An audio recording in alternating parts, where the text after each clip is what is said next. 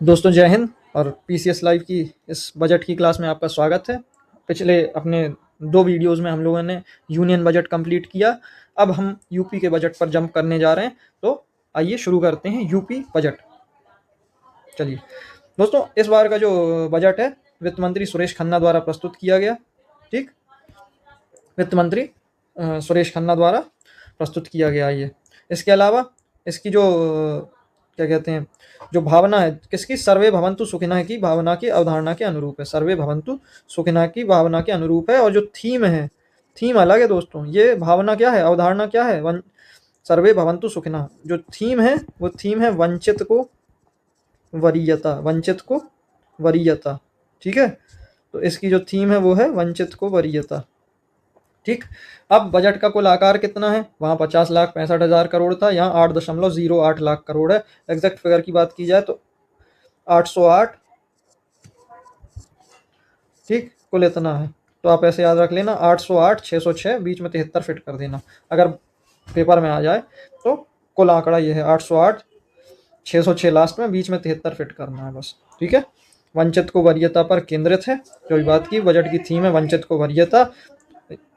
यहाँ भी ज्ञान, गरीब, युवा, अन्नदाता और नारी पर ही फोकस किया गया है, जो कि उस वाले बजट में भी था, ज्ञान, गरीब, युवा, अन्नदाता और नारी। ठीक, अब योगी जी ने घोषणा करी 2029 तक देश की सबसे बड़ी इकोनॉमी यूपी होगी और 2029 तक यूपी को $1 ट्रिलियन की इकोनॉमी बनाने का लक्ष्य रखा गया है। तो एक संभावित प्रश्न यहाँ से 4 से 5 मिल गए। थीम क्या है, वंचित को वरीयता। ठीक, अवधारणा क्या है, सर्वे भवन्तु सुखिनः। आकार कितना है, 808, 808, 606, बीच में 73 फिट कर देना। गरीब, किसान, युवा, महिला उत्थान को समर्पित है। और 2029 तक यूपी को देश की सबसे बड़ी अर्थव्यवस्था बनाने का लक्ष्य है। $1 ट्रिलियन इकोनॉमी बनाने का लक्ष्य कब है, $1 ट्रिलियन 2029 तक। तो यहाँ पे ही 5 से 6 संभावित प्रश्न हमने देख लिए। अब अगर बात की जाए तो बजट का आकार हम लोग बात कर चुके, 808, 606 के बीच में 73 फिट करना है। पिछले वर्ष की अपेक्षा इसमें 9.8% की वृद्धि देखने को मिली। थीम वंचित को वरीयता है और यह अब तक का सबसे बड़ा बजट है यूपी के इतिहास का। अब अगर क्षेत्र वाइज अगर खर्चे की बात की जाए तो अवस्थापना, इंफ्रास्ट्रक्चर पर 22% खर्चा, शिक्षा पर 13% खर्चा, स्वास्थ्य पर 6.6% खर्चा और कृषि पर 11% खर्चे की बात की गई है। तो इनको आपको याद रखना है। सबसे ज़्यादा खर्चा इंफ्रा, शिक्षा में 13%, स्वास्थ्य में 6.6% और कृषि पर 11%। राज्यों का ऋण, राज्य का ऋण जीडीपी का 29.4% है। ठीक, अगर घाटे की बात की जाए तो राजकोषीय घाटा 2.97% है जीएसडीपी का। वहां पर कितना था, 4.4% था केंद्र में अनुमान, यहाँ कितना है 2.97। तो ये तो केंद्र वाले से भी कम हो गया। अगर फिगर की बात की जाए तो 91,399.80 लाख करोड़ ये हो गया। ठीक, इतना घाटा है। और राजकोषीय घाटे के मामले में महाराष्ट्र के बाद यूपी का दूसरा स्थान है। ठीक, अब चूंकि कॉन्सेप्ट हम लोग पिछले बजट में सारा कुछ समझ चुके, जो यूनियन बजट में, केंद्रीय बजट में, तो यहाँ केवल हम लोग उन चीज़ों को देखें जो पेपर के लिए रेलेवेंट है। ठीक, जीएसडीपी लगभग 30 लाख करोड़, 30.80 लाख करोड़ रुपया जीएसडीपी है। मतलब यूपी की जीडीपी कितनी, 30.80। ठीक, बजट का आकार 808, 606, बीच में 73 को फिट करना है। प्रदेश की जीएसडीपी वृद्धि दर 11.6% रही 2023-24 में, जो कि देश की जीडीपी से भी ज़्यादा थी, 9.6 से भी ज़्यादा। कुल प्राप्तियाँ 7.79 लाख करोड़, पूंजीगत व्यय 2.26 लाख करोड़, राजस्व व्यय 5.83 लाख करोड़ रुपया। ठीक, अब अगर बात की जाए यूपी की, पहले ये रुपया आता कहाँ है जाता कहाँ है बाद में देखेंगे। राज्य का जो कर राजस्व है 2,95,000 करोड़। ठीक, एसजीएसटी की हिस्सेदारी सर्वाधिक है और भू राजस्व सबसे कम हिस्सेदारी है। 28,478 करोड़ रुपए की नई योजनाओं को शामिल किया गया है। बजट सर्वे भवन्तु सुखिनः की अवधारणा पर आधारित है। अब अगर एक बहुत मोस्ट इंपॉर्टेंट चीज़ की बात की जाए तो राजस्व प्राप्ति और राजस्व व्यय। ठीक, तो जो राजस्व घाटा है यूपी का, राजस्व घाटा मतलब रेवेन्यू सरप्लस स्टेट है, घाटा नहीं है। क्यों, क्योंकि व्यय कम है, प्राप्ति ज़्यादा है। तो यूपी रेवेन्यू सरप्लस स्टेट है क्योंकि यूपी की प्राप्ति व्यय से अधिक है। और राजस्व घाटा, आपको एक बात मतलब अभी एक आध वीडियो में हम लोग डिस्कस कर लेंगे। राजकोषीय घाटे पे जो हम लोगों ने बात की थी, राजस्व घाटे का मूल कारण राजकोषीय घाटा होता है और राजकोषीय घाटा ज़्यादा खतरनाक होता है। तो यूपी ने इस मामले में बहुत अच्छा काम किया है और राजकोषीय घाटे को कम कर दिया है, समाप्त कर दिया है और यूपी एक रेवेन्यू सरप्लस स्टेट बन गया है। ठीक है, तो कहीं ना कहीं यूपी का राजकोषीय घाटा भी अब कम रहेगा। ठीक, बजट की अगर सरोकार की बात की जाए यूपी बजट की, तो कुल कितने सरोकार हैं? 7 सरोकार हैं। कितने सरोकार? 7। कितने? 7। 7 सरोकार। ठीक, पर्यावरण के कितने रंग? 7 रंग। तो कितने सरोकार? 7 सरोकार। सबसे पहला पर्यावरण संरक्षण, फिर पर्यावरण की बात करेंगे जल का संरक्षण, फिर समाज में लाएंगे शिक्षा, शिक्षा होगी तो लोग बनेंगे स्वस्थ, स्वस्थ होने के अलावा नारी सशक्तिकरण पर भी बल देंगे, और जब सब लोग शिक्षित हो जाएंगे, स्वस्थ हो जाएंगे, नारियां भी सशक्त होंगी तो गरीबी कम हो जाएगी, गरीबी कम होगी तो जनसंख्या नियंत्रण भी बेहतर हो जाएगा, जनसंख्या नियोजन हो जाएगा। ठीक है, तो सबसे पहले क्या करेंगे? जिस धरती पर रहते हैं, जहाँ जिस पर्यावरण में रहते हैं, उस पर्यावरण का संरक्षण करेंगे। उसके बाद करेंगे जल का संरक्षण, जल का संरक्षण करने के बाद करेंगे समाज को शिक्षित, समाज को शिक्षित करेंगे तो समाज स्वस्थ होगा, स्वस्थ समाज में नारियां भी सशक्त होंगी, और जब ये सब हो जाएगा तो गरीबी कम होगी। गरीबी कम होने का मतलब है कि जनसंख्या नियोजित हो जाएगी, जनसंख्या में कमी देखने को मिलेगी। तो बजट के कुल 7 सरोकार हैं, हम लोगों ने डिस्कस कर लिया। अगर पर्यावरण की बात की जाए तो पर्यावरण पर 23% हिस्सा बजट का खर्च हुआ है, और हरित खरीद नीति की भी घोषणा की गई। इसके अलावा प्रदेश का पहला वानिकी एवं औद्यानिक विश्वविद्यालय गोरखपुर में स्थापित किया जा रहा है। यह यूपी का पहला है और भारत का दूसरा है, भारत का दूसरा वानिकी विश्वविद्यालय है। रेड हेडेड गिद्ध संरक्षण केंद्र गोरखपुर में खोला जाएगा। ठीक है, रेड हेडेड गिद्ध संरक्षण केंद्र गोरखपुर में खोला जाएगा। जल तालाबों के जीर्णोद्धार और निर्माण के लिए 16,000 करोड़ रुपए। सुशिक्षित समाज, तो शिक्षा पर 13% खर्च हो रहा है बजट का। स्वस्थ समाज, स्वास्थ्य पर 6.6% है एग्जैक्ट खर्चा, 6%। बलिया तथा बलरामपुर में मेडिकल कॉलेज की स्थापना की जाएगी।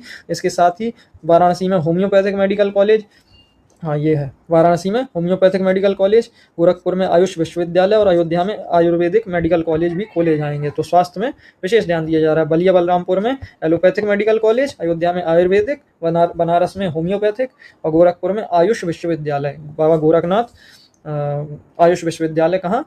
गोरखपुर में खोला जाएगा। इसके अलावा चिकित्सा शिक्षक भर्ती बोर्ड के भी गठन का प्रस्ताव किया गया है। नारियों पे अगर बात की जाए, नारी सशक्तिकरण चूंकि 5वां सरोकार था, तो लखपति महिला दीदी 31 लाख दीदियों का लक्ष्य रखा गया, और सीएम श्रमजीवी महिला छात्रावास की घोषणा की गई है। ये छात्रावास क्या होंगे? जो कामगारी महिलाएं हैं उनको रुकने की सुविधा प्रदान की जाएगी। कहाँ पे? यूपी के 7 शहरों में, यूपी के 7 शहरों में। अब इसको ऐसे याद कर सकते हो, अगर आप पैटर्न बनाओगे तो बनारस से आप चले प्रयागराज, प्रयागराज से गए गोरखपुर, गोरखपुर से पहुंचे कानपुर, कानपुर से आए आप झांसी। अब आप दिल्ली की तरफ जा रहे हो तो बनारस से पहले आओगे इलाहाबाद, इलाहाबाद से फिर आए गोरखपुर, गोरखपुर से गए कानपुर, कानपुर से गए झांसी, झांसी से पहुंचे आगरा, आगरा और मेरठ, मेरठ से निकल लोगे फिर आगे भारत यूपी के बाहर। तो बनारस, प्रयागराज, गोरखपुर, कानपुर, झांसी, आगरा, मेरठ। ठीक, बनारस, प्रयागराज, गोरखपुर, कानपुर, झांसी, आगरा, मेरठ, 7 जगहों पर ये हो रहा है। इसके अलावा गरीबी को समाप्त करने के लिए, अब चूंकि गरीबी उन्मूलन भी लक्ष्य था, तो जीरो पॉवर्टी अभियान की शुरुआत की गई 2 अक्टूबर 2024 को। भी हाल के आरओ पेपर में ये डेट आ चुकी है कि यूपी में जीरो पॉवर्टी अभियान कब शुरू हुआ, तो 2 अक्टूबर 2024 को। और इसमें आय को, जो गरीब लोग हैं उनकी आय को कितना लाना है? परिवार की आय को 1,25,000 तक उस आय को पहुंचाना है, उस आय को 1,25,000 तक लेकर आना है, गरीबी उन्मूलन। जनसंख्या विकास के लिए कौशल विकास, स्किल, जनसंख्या नियोजन के लिए स्किल डेवलपमेंट और इनोवेशन फंड की स्थापना की भी घोषणा की गई है। इसके अलावा बजट में कुल 4 नए एक्सप्रेसवे की बात की गई है। तो कुल कितने? 4 नए एक्सप्रेसवे के निर्माण की बात की गई है। यूपी की अगर प्रति व्यक्ति आय की बात की जाए तो 93,514 रुपये वार्षिक आय यूपी की प्रति व्यक्ति आय है। कितनी? 93,514। ये इंपॉर्टेंट है, इसे याद रखें। बजट में कुल कितने? 4 एक्सप्रेसवे। तो 93,514 वार्षिक आय है यूपी की प्रति व्यक्ति आय। ठीक, एक आय आप अब देखेंगे भारत की प्रति व्यक्ति आय कितनी है, ये आप कमेंट बॉक्स में बताएंगे। ठीक, तो यूपी की कुल ऋणग्रस्तता अगर देखी जाए तो 29.4% है जीडीपी की। जीएसडीपी में योगदान क्षेत्रवार देखें तो सबसे ज्यादा योगदान तृतीयक यानी सेवा क्षेत्र का, फिर द्वितीयक क्षेत्र का यानी कि मैन्युफैक्चरिंग या विनिर्माण क्षेत्र का, और सबसे कम प्राथमिक यानी कृषि क्षेत्र का। इसके अलावा बजट में कॉलेज जाने वाली छात्राओं के लिए रानी लक्ष्मीबाई स्कूटी योजना की घोषणा की गई। सर्व शिक्षा अभियान में सर्वाधिक धनराशि आवंटित की गई है। अगर सबसे आपके पास आ जाए कि कहाँ पे, तो सर्व शिक्षा अभियान में सर्वाधिक धनराशि आवंटित खर्चे में प्राथमिक शिक्षा, फिर ऊर्जा और फिर पुलिस। ठीक है, तो प्राथमिक शिक्षा पता नहीं प्राइमरी स्कूल्स का मर्जर पे मर्जर हुए जा रहा है, लेकिन ये समझ में नहीं आ रहा है कि प्राथमिक शिक्षा पर सर्वाधिक खर्चा भी हो रहा है। थोड़ा सा समझ के बाहर है, बट बजट में यही डिक्लेयर्ड है। तो प्राथमिक शिक्षा पर सबसे ज्यादा खर्चा, फिर ऊर्जा, फिर पुलिस। ठीक है, मॉडल सोलर सिटी बनाने की घोषणा की गई है किस शहर में? अयोध्या में। किस शहर में मॉडल सोलर सिटी बनाई जाएगी? अयोध्या में। और 5T की बात की गई है, ट्रेड, टूरिज्म, टेक्नोलॉजी, ट्रेडिशन और talent. Trade, tourism, technology, tradition और टैलेंट, 5T की बात की गई है। 5T को आधार मानकर आगामी 25 वर्षों का रोड मैप तैयार किया जाएगा। तो 5T कौन? Trade, tourism, technology, tradition, talent. Trade, tourism, technology, tradition, talent. Trade, tourism, technology, tradition, talent. ठीक है, 5T। कितने T? 5T। Trade, tourism, technology, tradition, talent. Trade, tourism, technology, tradition और टैलेंट, इनको आधार बनाकर 25 वर्षों का रोड मैप तैयार किया जाएगा। अब अगर महत्वपूर्ण तथ्य की बात कर लें, इन शॉर्ट अगर हम लोग देखें तो राजकोषीय घाटा कितना है? 2.97%। आकार बजट का 8.08 लाख करोड़। वानिकी एवं उद्यानिक विश्वविद्यालय गोरखपुर में हम लोग बात कर चुके हैं। कनहर, ठीक है, कनहर परियोजना। कनहर परियोजना कहाँ से संबंधित रखती है? सोनभद्र से। इसकी भी घोषणा बजट में की गई। तो कनहर परियोजना सोनभद्र। मनरेगा के तहत यूपी में 34 करोड़ मानव दिवस के सृजन का लक्ष्य रखा गया है। इसको भी याद रखना है। तो अगर स्टेटमेंट में आ जाए कि मनरेगा के तहत कितने मानव दिवस का सृजन का लक्ष्य रखा गया, तो 34 करोड़ मानव दिवस के सृजन का लक्ष्य रखा गया। पिछले साल से 9.8% ज़्यादा है बजट। पूंजीगत व्यय 2.26 लाख करोड़। और मॉडल सोलर सिटी अयोध्या में नल से पेयजल अभी तक 88.42% यूपी ने कवरेज अपना कर लिया, चूंकि 2028 तक बढ़ा दिया गया है मिशन को अपने। मेडिकल कॉलेज कहाँ? बलिया और बलरामपुर में। बाकी होम्योपैथिक वाराणसी में, आयुर्वेदिक मेडिकल कॉलेज अयोध्या में और आयुष विश्वविद्यालय गोरखपुर में बनाया जाएगा। यूपी का अगर प्रथम स्थान की बात की जाए तो किन किन जगहों में? जीवन ज्योति बीमा योजना, डायरेक्ट बेनिफिट ट्रांसफर, मुद्रा योजना, जनधन योजना, स्वनिधि, पीएम सुरक्षा योजना और अटल पेंशन योजना में यूपी का प्रथम स्थान है।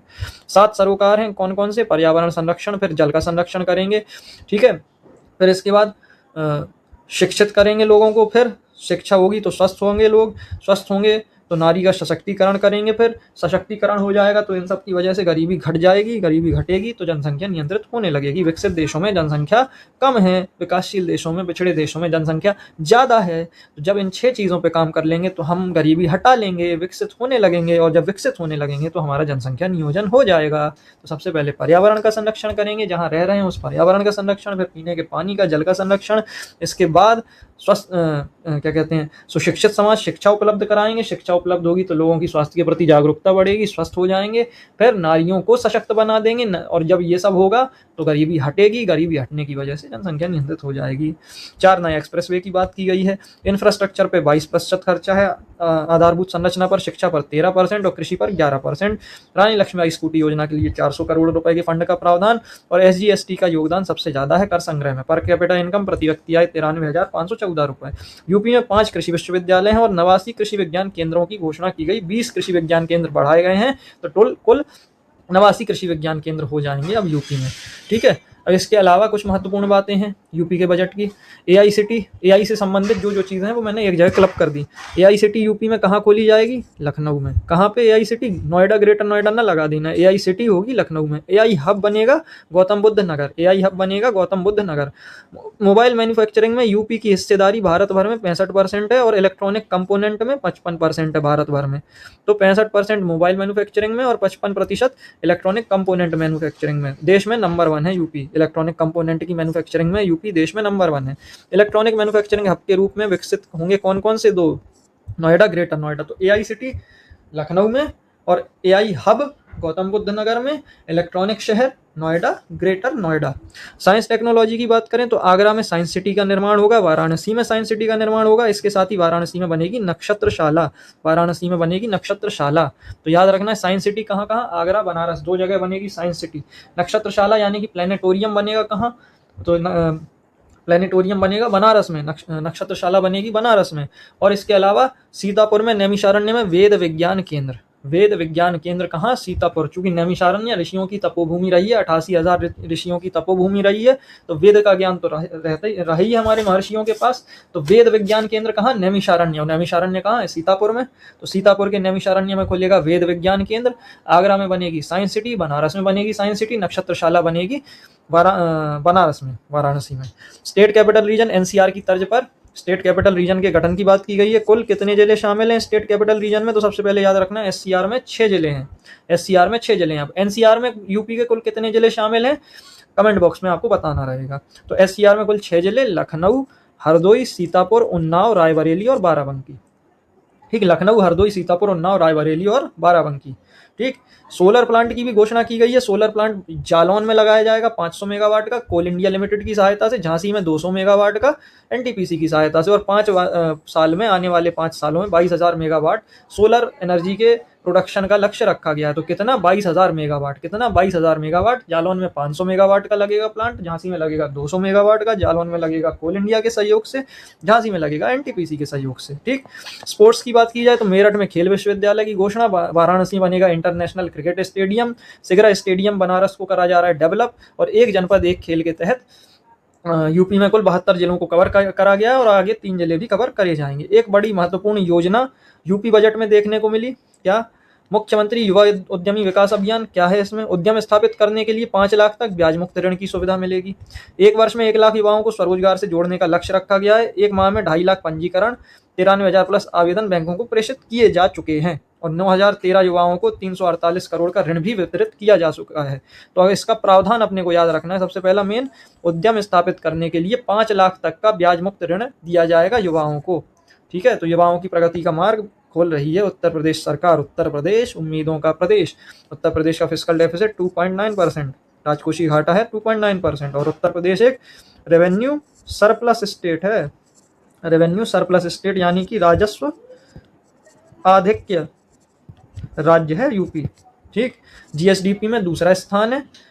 ठीक, और इसका राजकोषीय घाटा तो 4.4 से भी कम है, जो कि देश का था।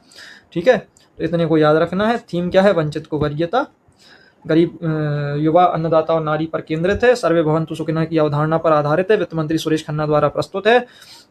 और 1 ट्रिलियन, यूपी देश की सबसे बड़ी इकोनॉमी बनेगा। 2029 तक 1 ट्रिलियन डॉलर की इकोनॉमी बनाने का लक्ष्य रखा गया है। अब 1 ट्रिलियन में कितने लाख करोड़ होते हैं, कमेंट बॉक्स में बताना है आप लोगों को। 1 ट्रिलियन में कितने लाख करोड़ होते हैं, कमेंट बॉक्स में बताना रहेगा। तो हम लोगों ने यूपी का बजट बिल्कुल सीधे सीधे देखा, मुख्य पॉइंट, चूंकि प्रीलिम्स नज़दीक है, 3 से 4 दिन रह गए हैं, तो भैया इसको देख लेना। अब पेपर फंसाने की तो गारंटी कोई नहीं दे सकता है, ना तो हम कोई ईश्वर है नहीं, भगवान है नहीं, हमें नहीं पता। हमने अपनी तरफ से इस बजट को और जितना संक्षिप्त किया जा सकता था, आंकड़ों के फेर से बचाने के लिए आपको इसको संक्षिप्त कर दिया है, और याद करने के कुछ तरीके भी बता दिए हैं, जैसे कि सरोकार कितने हैं, 7। ठीक है, एक बार फिर से देख लेना, सरोकार कितने हैं, 7। पहला सरोकार क्या, जिस पर्यावरण में रह रहे हैं उसको सुरक्षित करेंगे, फिर उसी पर्यावरण में अपने जल की संरक्षण करेंगे, फिर शिक्षा देंगे, शिक्षा मिलेगी तो लोग स्वस्थ हो जाएंगे, स्वस्थ हो जाएंगे तो फिर नारी सशक्तिकरण पर काम करेंगे, और जब नारी सशक्तिकरण हो जाएगा तो गरीबी कम हो जाएगी, गरीबी कम होगी तो मतलब देश विकसित होने लगेगा, और जब विकसित होने लगेगा प्रदेश जब विकसित होने लगेगा तो फिर जनसंख्या नियोजित हो जाएगी। तो 7 सरोकार हैं, सुरेश खन्ना जी ने प्रस्तुत करा है। जीएसडीपी 30.80 लाख करोड़ है। राजकोषीय घाटा 91,399.80 करोड़ है। राज्य का ऋण जीएसडीपी का 29.4% है। हाँ, एक बड़ी महत्वपूर्ण चीज़, रुपया आता कहाँ है, जाता कहाँ है, ये चीज़ तो हम भूल ही गए हम लोग। देखना, तो रुपया अगर आने की बात की जाए तो राज्य का अपना कर राजस्व 37.4% है, और सबसे ज़्यादा हिस्सेदारी किसकी है, एसजीएसटी की सबसे बड़ी हिस्सेदारी है कर राजस्व में। सबसे कम है भू राजस्व की हिस्सेदारी, हम लोग बात कर चुके हैं। ठीक है, 37.4%। फिर केंद्रीय कर अंतरण 32.4% प्राप्त हो रहा है। इन दो को जरूर याद रखना, और सार्वजनिक ऋण प्राप्तियां 14.4% है। इसके अलावा अब अगर खर्चे की बात की जाए तो खर्चा का रुपया जा कहाँ रहा है, तो पूंजीगत व्यय 20.4%, सरकारी वेतन पर 12.4%, और सहायता प्राप्त संस्थानों पर, और इसके बाद पेंशन पर, तीसरे नंबर पर पेंशन, जहाँ पर तीसरे नंबर पर पेंशन है तो 11.2% पेंशन पर खर्चा है। ठीक है, तो यहाँ के टॉप 3 आपको याद रखने हैं। ठीक है, वहां पर सबसे ज्यादा कहाँ से पैसा आ रहा था, केंद्र में उधारी तथा अन्य जो देनदारियां थी उनसे सबसे ज्यादा पैसा आ रहा था 24% के आसपास। फिर हमारा क्या कहते हैं, सबसे ज्यादा दूसरे नंबर पे इनकम टैक्स से आ रहा था, फिर जीएसटी से आ रहा था, फिर कॉर्पोरेशन टैक्स से आ रहा था। सबसे ज्यादा पैसा जा कहाँ रहा था, तो हमारा सबसे ज्यादा पैसा जा रहा था राज्यों को हस्तांतरण में, फिर उसके बाद ब्याज अदायगी पर, फिर केंद्रीय क्षेत्र की स्कीमों पर सबसे ज्यादा पैसा जा रहा था। यहाँ पे सबसे ज्यादा पैसा कहाँ से आ रहा है, राज्य का अपने कर राजस्व से सबसे ज्यादा, उसमें भी एसजीएसटी से सबसे ज्यादा कर राजस्व में, और सबसे कम कर राजस्व कहाँ से, भू राजस्व से। ठीक है, भू राजस्व कर राजस्व सबसे कम राजस्व भू राजस्व से मिल रहा है। केंद्रीय कर अंतरण से 32.4%, फिर तीसरे नंबर पर सार्वजनिक ऋण प्राप्तियों से।